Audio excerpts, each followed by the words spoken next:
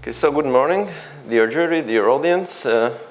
Welcome to the 9 months progress report. I'm Balázs, Dorony, and the title of my PhD is Stabilizing Options in Hip Arthroplasty. I'm a resident at the Department of Orthopaedics, and I'm a PhD student as well. My supervisor is Miklós Szendrei, and my SMS is Alexander Schulze-Wenning. And my vision is to improve the quality of life of patients living with endoprosthesis through enhancing their range of motion and joint stability.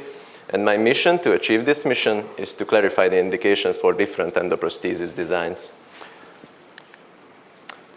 Well, here you can see my 3 ongoing projects. Let me summarize it. The first is the investigation of different endoprosthesis designs in revision hip arthroplasties. The second is the investigation of patients who underwent a revision hip arthroplasty at a Hungarian surgical center. And the third will be a development of a revision registry.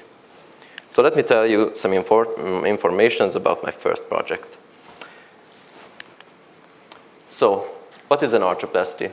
To put it simply, it's a surgical procedure to replace the joint with an artificial joint. The 2 most common types are the hip arthroplasty and the knee arthroplasty.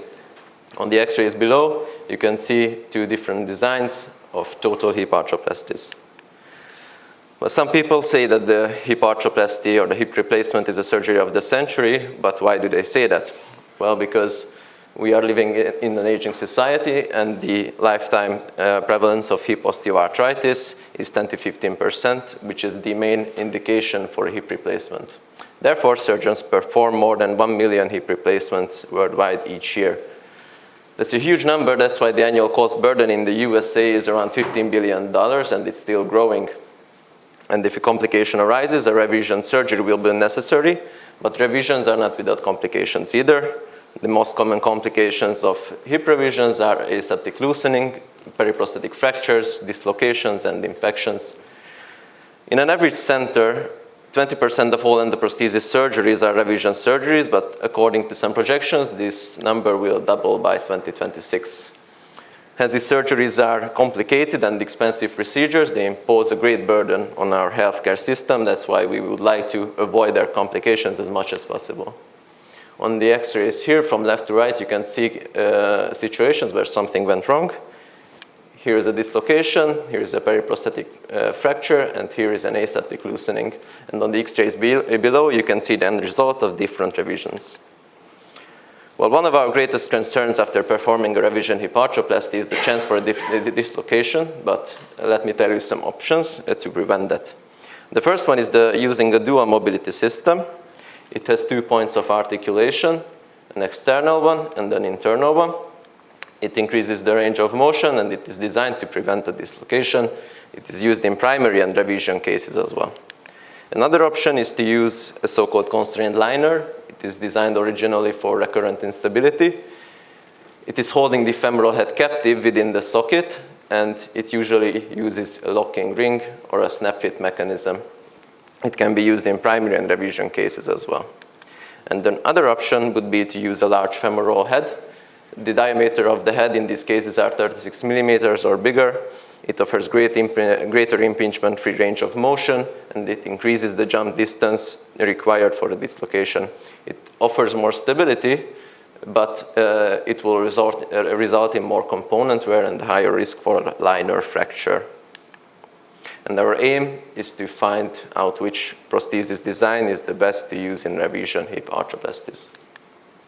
Our clinical question is which acetabular cup design decreases the dislocation rate the most in revision hip arthroplasties. Our population is adults who underwent revision hip arthroplasty, and the interventions are the different designs: dual mobility, constrained liner, large femoral head, and our control is the standard cup.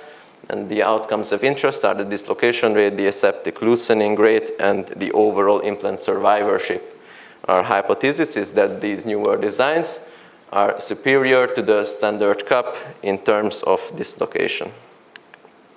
And the clinical implication of our study is the decrease in dislocation rate and potentially lowering the hospital costs. We performed our systematic search in 3 databases, and here you can see the end result of the search with dimension search key. And here you can see the process of our selection. After meticulous selection, we ended up with 56 eligible articles. And here you can see the state of the project right now. After the last progress report, after careful consideration, the team added several extra outcomes that needed to be extracted. And right now, we finished the extraction of the selected data, and we are in the process of doing the statistical analysis and the risk of bias assessment.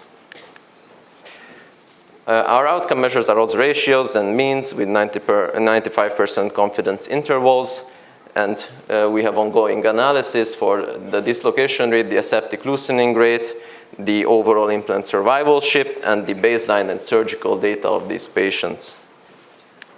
So let me tell you some information about my second project.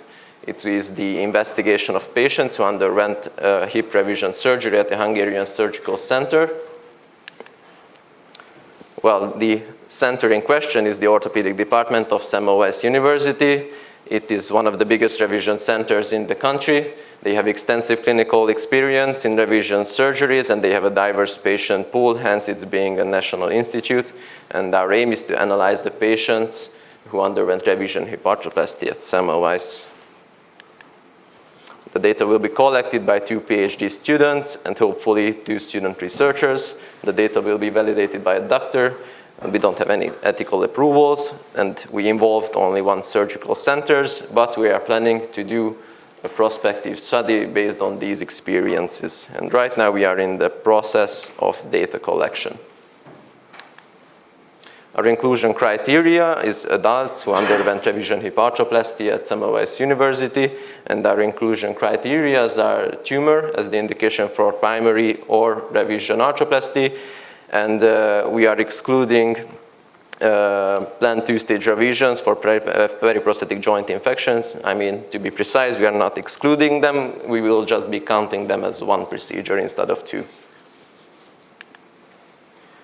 And let me tell you some information about my third project. It will be a development of a revision registry.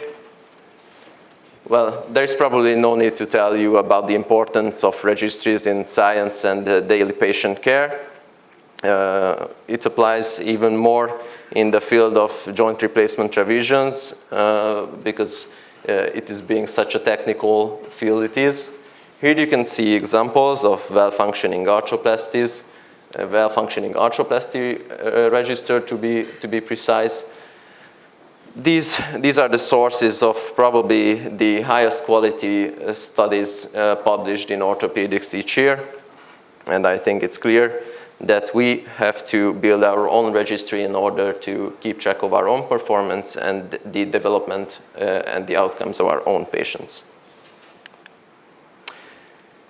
We only involved 1 center because we are trying to build a registry first at the Department of Semmelweis University. We nearly collected 100% of the data, the retrospective data, and we are working on the registry system to be complete. And we will start the prospective data collection later on. So let me summarize my 3 projects. The first is the investigation of different endoprosthesis designs in revision hip arthroplasties. The second is the investigation of patients who underwent revision hip arthroplasty at Semmelweis University. And the third is building of a revision registry. The expected completion dates are August, September, and December of this year, respectively.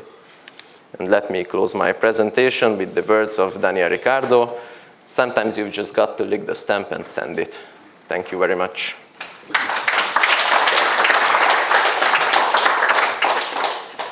And I have actually several reasons. Your English was okay. That's fine. It can be better, but you need practicing, I guess. But I'm okay with that. So I quite like the meta-analysis part, how you started it. It is basically nothing else, just to collect data. And then you are planning to kind of implement it into your own clinical practice. The question is whether you are strong enough to convince your colleagues to change their way, how they do the endoprosthesis, what is the future. I have only 1 comment, which you basically clearly stated. You don't have adequate approval. You don't have adequate approval for your second study. What is the reason for that? Well, is it safe not to have it? Well, right now, because it's a retrospective cohort analysis, so the data is already there in the system and available for us. That's why we're not rushing to consider these ethical questions. We may consider them later. We will see. I would suggest you to go for it very quickly, because the clinical data is for clinical use and not for scientific use. I also don't like it very much, but this is the regulation, so we need to comply. We need to comply with it. This is my first comment, and the second is that most likely you will try to publish it, right? And for the publication, you will need to clearly state that you have an ethical approval. That's important. And you're focusing on one center, and to me it's not really a registry, it's just an audit, right? You're auditing your own work. But it is a very ambitious thing to do a registry and very important. And do you see any possibility to do a Hungarian registry in that topic of yours? Okay, thank you for your question. Well, I will go back to your first comment or your first question. Actually, these are two separate projects. The cohort analysis or the retrospective analysis that you're talking about will be the second project, the cohort analysis, but we are planning to do prospective data collection as a registry building as well. We would just like to upload the retrospective data as well to our registry to be available. Yeah, but we will try to develop a registry. Regarding your second question, there is a Hungarian arthroplasty register that it's functioning, but my aim is to make it much better. And well, the first step should be to try to develop a registry that's a high quality registry that's working locally at our department. If I can make the Hungarian arthroplasty register so-called better in the future or the upcoming years, well, that's up for the future to decide, but I'm hoping at least. And you said that there are a couple of other registries around the world. So do you have the same items in your registry, or do you actually extend, or what is the difference between all registry and others? Of course, to have a Hungarian registry, that's very important, but at the same time, probably you elaborate this. Together actually with your tutor and other guys at the clinic. Well, these arthroplasties registries that I mentioned are kind of bigger than the Hungarian arthroplasty registry, and what I'm aiming to do is to try to have as many data per patient in the Hungarian arthroplasty registry as they have in these registries as well. Because right now they are more complete. So that's the first aim.